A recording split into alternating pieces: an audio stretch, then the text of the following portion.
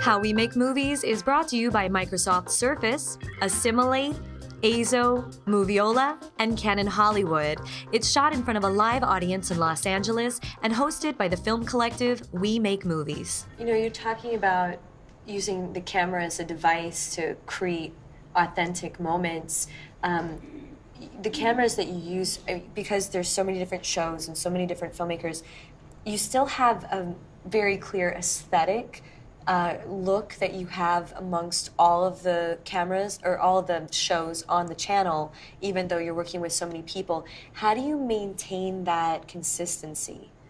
Well, I think first off, it's camera choice. So actually, I'm thinking about your earlier question about what process do you keep in place. You know, we don't often have the time to go through a very formal color process. So a lot of the times we do try and shoot to print, as they would say in the old, or we just try and get most of the look in the camera.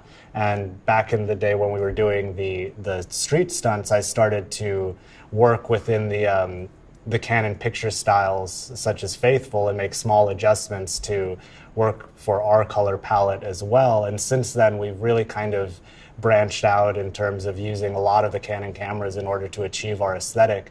And I think like a big part of what people notice from a technical standpoint about our aesthetic is the very vibrant colors that we capture most of in the camera, and then we bring out even more. We don't really do what a lot of filmmakers seem to have become very popular about, which is, you know, keeping everything flat and muted tones.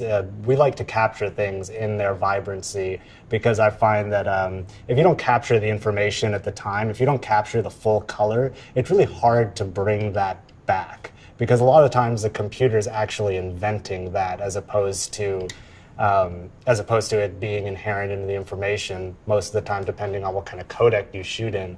So I think we've developed a style that we kind of work within to use the cameras to the best of their ability in terms of what they're made for, such as the Mark IIIs having some of the biggest sensors in the game. Instead of trying to fight that and keep creating an aesthetic that has a very medium, we create a very shallow depth of field, because that is that tool working at its best. And so I think like when we consider like the camera choices that we make, we figure out how do we bring the tools that we're using to the best of their ability. And that has helped us to actually define an aesthetic that people know as SoulPancake now. And you said too that you do a lot of mobile shoots and a lot of docu-style shoots. Using that kind of camera, does it help you stay mobile?